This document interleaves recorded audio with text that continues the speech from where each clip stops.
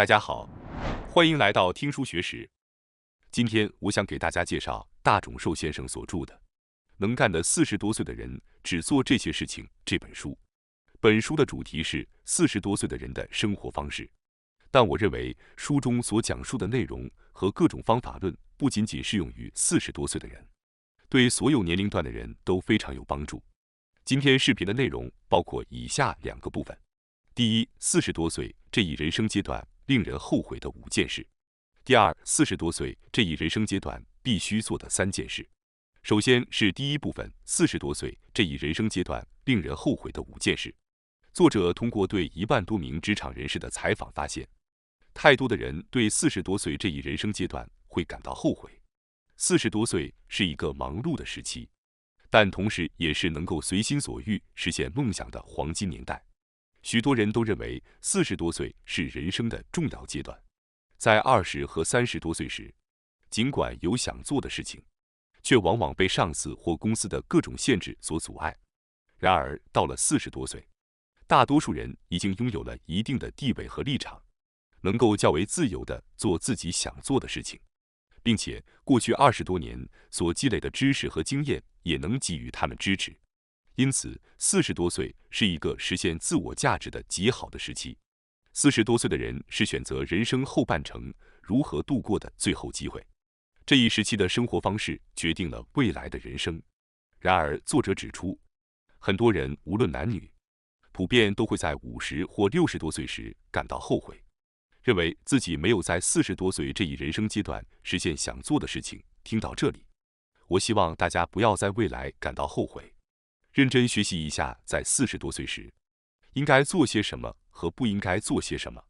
其中最常见的后悔之一，就是在忙碌的工作中度过了整个40多岁时光的人，回过头来发现自己其实什么也没有得到。40多岁是极其忙碌的时期，很多人在忙碌中忘记了自己曾经的梦想，每天只是机械地完成工作。还有些人认为自己在20和30多岁时已经拼命工作了，40多岁时应该注重个人的生活，所以更多的想为自己和家人着想。然而现实往往是，在忙碌中这些愿望也会半途而废。作者通过观察和分析了许多40多岁的人，并总结到，在40多岁时越是努力工作，越容易在今后的人生中感到后悔，努力工作反而会带来后悔。这确实是一个令人悲伤的事实。那么究竟问题出在哪里呢？用一句话概括一下，那些感到后悔的人，是因为他们的努力方式和时间的管理方法不正确。在工作和生活中，有正确的努力方式，正确的时间管理方法。如果脱离了这些原则和技巧，无论再怎么努力，也很难取得成果。在20或者30多岁时，盲目的努力可能还会行得通，但到了40多岁，我们就需要与之前不同的努力方式和时间的管理方法。如果没有意识到这一点，越是努力，情况反而会变得越糟，进入一个负面的恶性循环。因此，关键在于明确努力的重点，集中精力只做那些最重要的事情，才能确保在40多岁这一人生阶段不留遗憾。接下来，我将具体介绍本书中提到的40多岁这一人生阶段令人后悔的下面5件事：一、应该完全专注于生活，而不是工作与生活的平衡；二、应该更加认真地对待金钱；三、应该更多的自己思考并进行投资；四、应该彻底抗衰老；五、不应该对公司单方面付出。首先是第一件后悔的事，应该完全专注于生活，而不是工作与生活的平衡。大家可能已经知道，工作与生活的平衡非常重要。不加班、准时下班的观念在现代也逐渐被普及，但现实生活中，有很多40多岁的人仍然难以真正做到保持工作与生活的平衡。特别是忙碌的40多岁的人，想要同时兼顾工作和生活非常困难。对此，作者建议，不妨试着将重心完全放在生活上，不是工作与生活平衡，而是完全专注于生活，这样才能真正实现工作与生活的平衡。比如，如果你想珍惜自己的兴趣爱好或家庭时间，就应该优先安排这些生活的计划，而不是先安排工作。作者在有了孩子后意识到，工作和打高尔夫球随时都可以做，而孩子的成长只有一次，因此他决定暂时完全专注于家庭生活，减少加班和去打高尔夫球的时间，把更多时间投入到育儿生活中。结果他发现，其实很多工作都是不必要的。集中精力处理必要的工作后，工作效率反而提高了。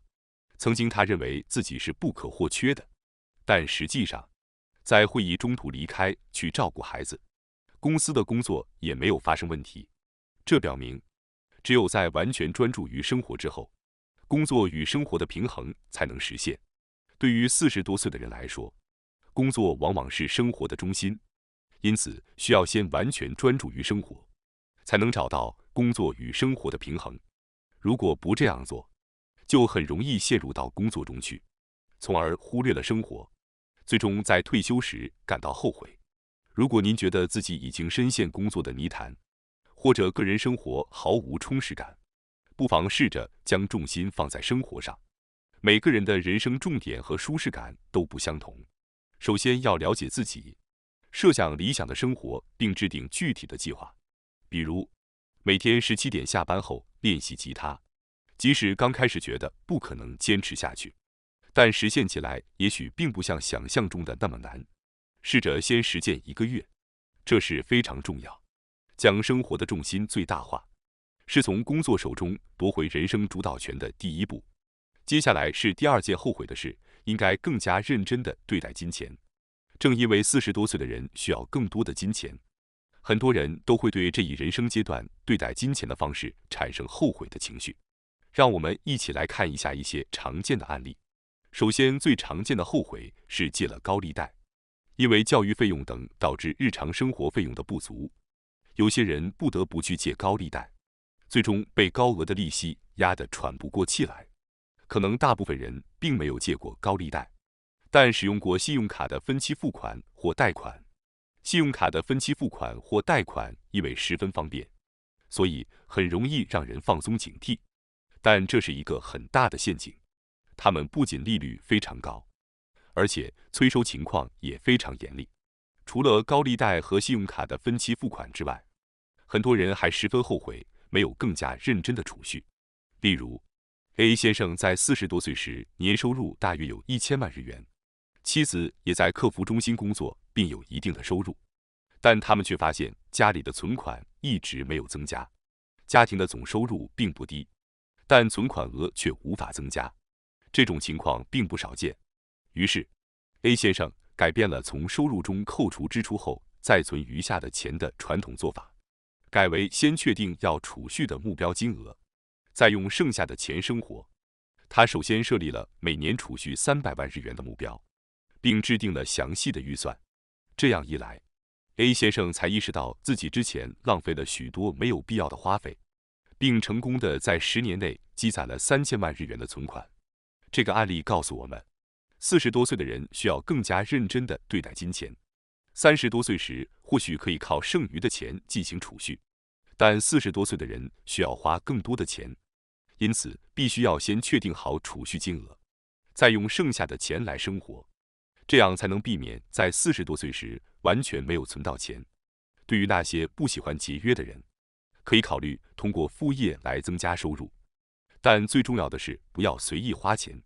40多岁的人需要更加认真地对待金钱。作者还提到，建议40多岁的人通过副业每月增加一定的收入。到了40多岁，我们的日常生活花费会很多，因此通过副业来增加收入是非常重要的姿态。副业成功的关键是设定一个可实现的收入目标，比如每个月增加7万日元副业收入。这个目标既可行，又能显著地补充家计。现如今，大家可以选择很多副业，利用自己的技能和经验，找到适合自己的副业来增加一定的收入，这不失为一个好办法。接下来是第3件后悔的事，应该更多的自己思考并进行投资。现如今，许多人都知道，单纯的把钱存在银行账户里不如进行投资，所以不少人开始积极地尝试去投资。然而，许多人在投资时却只是听从了银行业务员的建议，结果最终导致了失败。其实，投资应该是根据目标来进行的。如果想要保护您的资产本金，即使回报率低，也要选择安全的投资产品。如果想要大幅增加您的资产，就需要冒险进行高风险的投资。然而，很多人没有设定明确的目标，只是一味听从银行业务员的推荐，结果买了并不适合自己的投资产品，这是最容易导致后悔的情况。而且，银行业务员所推荐的投资产品通常手续费会非常高，这样一来，即使投资产品的收益不错，在扣除高昂的手续费后，净收益也会非常有限。因此，在进行投资时，一定要自己认真思考。最常见的一个建议是，在想要投资时，绝对不要去银行柜台去咨询。如果您对银行柜员说自己想要投资，有没有什么好的产品推荐？银行柜员可能会觉得您是个绝好的目标，然后推荐给您一些手续费高的产品。虽然不是所有银行的柜员都会这样做，但他们的工作就是给客户推销高手续费的产品。到了40多岁，许多人已经有了一定的存款，并且需要为养老准备资金，所以想开始尝试投资。但在这个时候，一定要自己进行深入思考。此外，还有许多人后悔当初没有避开那些听起来很诱人的投资陷阱，比如投资公寓的承诺收益未能兑现，找不到租户。作者听到过很多这样的失败投资的案例。许多人因为听信业务员的甜言蜜语，盲目进行投资，结果导致了失败。最近传销和电话诈骗也十分流行，因此我们需要时刻保持警惕，避免在不明不白的情况下损失掉自己的钱财。大家一定要记住，盲目听从别人的建议，随便购买金融产品，是一种非常不明智的行为。在这个世界上，并不存在着稳赚不赔的好事。没有人会无缘无故的让您赚钱。如果我们能够牢牢记住这一点，就能大大减少被骗的可能性。接下来是第4件后悔的事，应该彻底抗衰老。过了40岁，许多人都会感觉到身体机能的衰退，例如更容易疲倦、体力下降、容易发胖、注意力难以集中等。这时候，您是选择向年龄低头，还是选择抗衰老？这将决定您今后人生的生活质量。作者坚决主张，不管别人怎么说，我们都要选择彻底抗衰老。作者自己也是不遗余力的抗衰老，因为他发现几乎所有成功人士看起来都比实际的年龄要年轻，而他们为了保持这种外貌，也付出了相应的努力。例如，有位创业者将他的公司发展成了一家上市企业，虽然已经74岁了，但看起来只有50岁。他在40多岁时，即使再忙，每天也会坚持运动，这可能是他至今仍看起来年轻的原因之一。科学已经证明，运动具有抗衰老的效果。那么，为什么那些成功人士会如此重视抗衰老呢？答案非常简单，因为外貌确实会影响一个人的事业发展。虽然有些人可能觉得外貌歧视不应该存在，但大家在购买商品时，通常会更愿意从看起来年轻有活力的人那里购买，特别是在服务行业，外貌对业绩的影响尤其明显。因此，对于雇主来说，支付同样的薪水，自然更愿意雇佣外貌较好的人。从雇员的角度看，可能会觉得这种外貌歧视不公平，但从雇主的角度看，这是理所当然的。欧美的精英商务人士会利用空闲时间去健身房进行牙齿美白等抗衰老措施，因为他们深知外貌和事业之间的关系。相比之下，作者认为日本人在这方面的意识较为薄弱，可能是因为受到了内在比外在更重要的教育。然而实际上，在内在相同的情况下，外貌较好的人往往会被优先选择。因此，如果你想在工作中取得好的成绩，关注外貌是同样重要的。有些人可能会说，我已经50岁、60岁，甚至70岁了，现在抗衰老已经没有意义了。但其实并不是这样，抗衰老措施从什么时候开始都不算晚。与几十年前相比，现在的人显得年轻了许多。几十年前的60岁、70岁被认为是老年人，但现在很多60岁、70岁的人看起来比实际年龄要年轻。40多岁是人生的一个转折点，这时养成的生活习惯和抗衰老措施将会在今后的50岁、60岁甚至70岁时产生显著的差异。因此，我们不要被年纪大了这种说法所迷惑，要尽最大努力保持年轻。保持年轻的外貌不仅对事业有好处，对我们的健康也有益。保持年轻的生活习惯，例如均衡饮食、适当的运动、保证充足的睡眠和有效缓解压力，这些都对我们的健康大有裨益。接下来是第5件后悔的事，不应该对公司单方面付出。我们都经历过那种苦涩的单相思，到了40多岁，有些人可能会再次感受到这种心酸，那就是对公司单方面的付出。到了50多岁，许多人会因为临近退休或体制内调整，年收入会大幅度下降。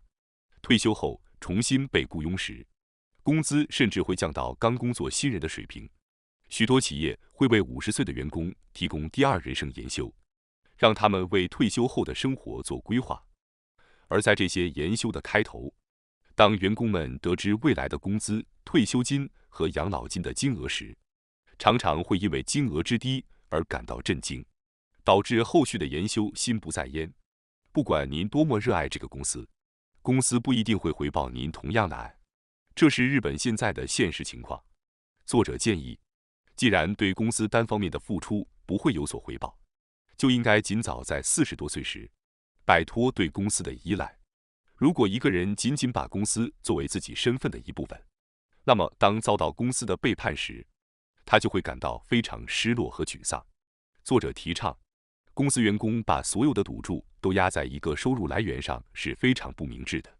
在投资领域中，有句老话叫做“不要把所有的鸡蛋放在同一个篮子里”。同样的，仅仅依赖单一的收入来源也是非常不明智的。那么，究竟如何来增加收入来源呢？作者推荐，可以考虑副业或者周末创业等多种选择。到了40多岁，要有除了公司名片之外的第2张名片。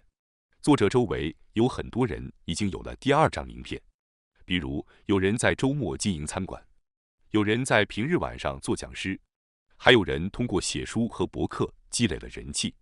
这些人即使被公司背叛，也不会过于沮丧。此外，从副业中获得的广阔视野也会对本职工作有所帮助。现如今，人们常说把不同的知识和经验结合起来，就能获得新的视角。如果只专注于本职工作，很容易陷入单一的思维模式。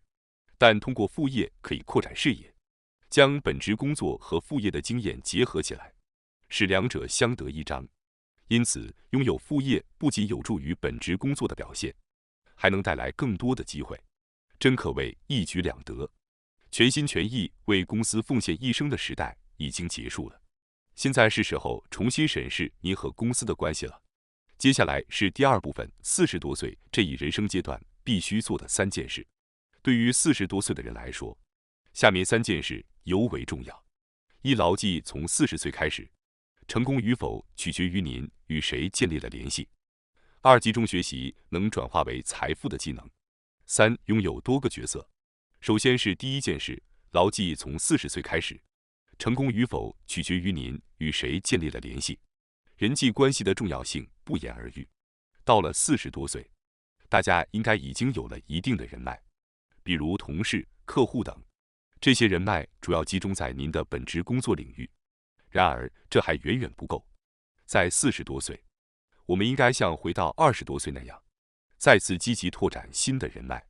比如，作者长期以来一直有写书的梦想，当时周围的人大多与他处于相似的职业环境中，因此他积极参加由出版界人士举办的讲座和派对，在那里结识了同样有写书梦想的人。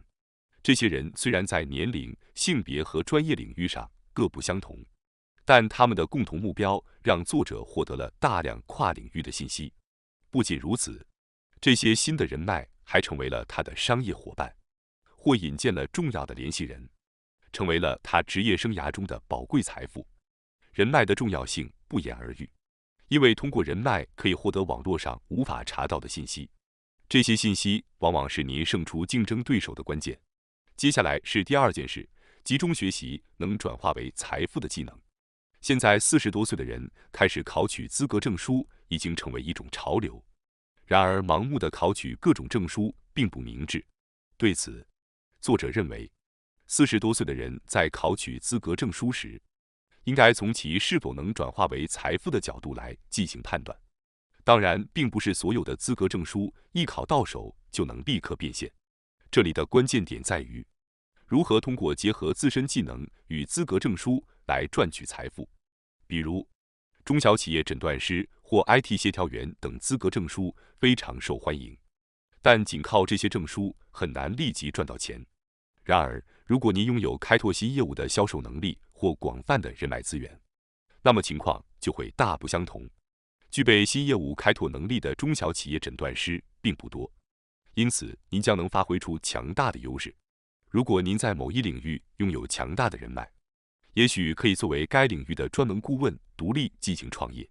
最重要的是，要思考如何将您现有的技能与资格证书相结合来创造财富，或者反过来思考，如何在您现有的资格证书基础上添加哪些技能才能变现。